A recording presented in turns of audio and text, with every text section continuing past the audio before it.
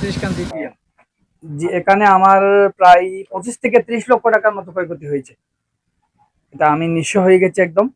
এটা আমার একটা স্বপ্ন ছিল, স্বপ্নটা চুরমার করে দিছে। তো আমি এটাতে একটা মানে দৃষ্টান্তমূলক একটা শাস্তি দাবি করি, আমার ক্ষতিপূরণটা যাতে আমি করতে পারি।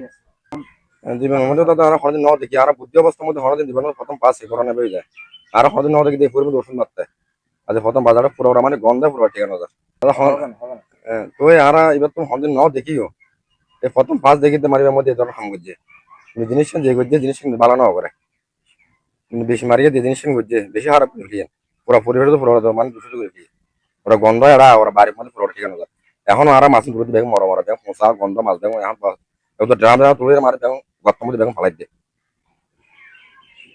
গন্ধ করে দে গন্ধ ন আর পানি বাথরুম পানি আনি উবার করি রে আর বেশি গন্ধ করে কষ্ট পারি আর বেশি গন্ধ করে দিয়ে গন্ধ মর মাছ পালার যার মর মাছ দা মর মাছ পালার এডে সহ্য করি নারি আর তাকে নারি অনুভব আর আদে বহুত বছর আর উবার করবি আর ইয়া করবি কোনদিন এদিকটা ন দেখি এডে এরম না হারবার করতে আমরা স্কুলে আসি, আমাদের স্কুলে ক্লাসে বসতে পারতেছি না, আমাদের স্কুলের গন্ধর কারণে আমরা স্কুলে ক্লাস করতে পারছি না ভালো করে। আগে এরকম হয় না কোনো সময়। কিসের গন্ধ? এটা মাছের গন্ধ। কোন মাছ? পুকুরে? এই পুকুরের এই এই ঘটনাটা আগে কোনো সময় হয় নাই। পুকুর যেটা কালীচরণ দিঘি, গত 4 তারিখ বিকালে আমি পুকুরটি পরিদর্শন করি। আমি এবং এস.এম. নয়ন, ওরা ওই পুকুরটাতে বর্ষির জন্য টিকিট বিক্রি, তো আমাকে বলছিল যে স্যার দাদা একটু আসেন পুকুরটা একটু দেখি। আমি ওই নিয়মিত পরিদর্শনের হিসাবে আমি পুকুরটা পরিদর্শন করে আসি। 4 তারিখ রাত 10:30টায়, ঠিক 10:30টার সময় আমাকে হঠাৎ ফোন দিল যে পুকুরটাতে দেখে গেলাম। আমি যে সময় বিকালে দেখে আসছি পুকুরের সার্বিক অবস্থা ভালো ছিল, পানি এবং প্রাকৃতিক খাদ্য সবই ভালো ছিল, আমি কোনো সমস্যা পরিলক্ষিত হয়নি। ঠিক 4 তারিখ রাত 10:30টায় আমাকে ফোন দিছে যে এরকম পুকুরের উপরে যে মলা মাছ আছে, মলা মাছগুলো ভাসতেছে, মলা মাছ মারা যাচ্ছে 2-1টা। তো প্রথমে আমি ভাবলাম যেহেতু 2-3 দিন বৃষ্টি হয়েছে, হঠাৎ করে গরম পড়ছে, রৌদ্র পড়ছে, হয়তো বা অক্সিজেন ডিফিসিয়েন্সি হয়েছে। আমি বললাম যে দ্রুত অক্সিজেনের ওষুধ দেন।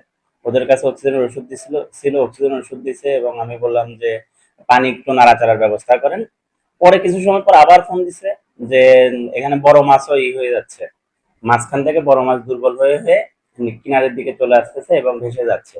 এবং একটু পরে আবার ফোন দিল যে একদম পুকুরের তলার মাছ যেগুলো আর কি, শিং মাছ, কই মাছ, এগুলো ছোট ছোট মাছ মরে ভেসে উঠতেছে। তখন আমি বললাম যে আসলে এখন এই মুহূর্তে পানি চেঞ্জ করার ছাড়া আর কোনো উপায় থাকবে না আর কি, যেহেতু এরকম সব মাছ মারা যাচ্ছে, হয়তো বা কোনো বিষক্রিয়া হইতে পারে।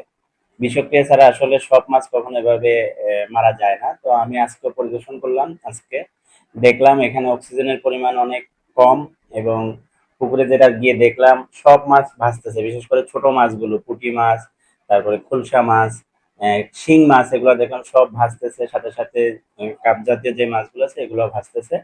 এখন কি ধরনের বিষক্রিয়া এটা সাধারণত পরীক্ষা করা ছাড়া বলা সম্ভব না। এটা আমি বললাম যে আমাদের জনস্বাস্থ্য ইনস্টিটিউট মহাখালী ঢাকা, ওইখানে পাঠাইলে হয়তো আমরা বিষক্রিয়াটা কি সেটা পরীক্ষা করা সম্ভব হবে। আর যারাই যদি বিষক্রিয়া হয়ে থাকে, যারাই করছে, এটা খুবই খারাপ একটা কাজ। একজন উদ্যোক্তা, আমি বলবো উদ্যোক্তারা কয়েকজন মিলে পুকুরটা নিয়ে চাষ করতেছে।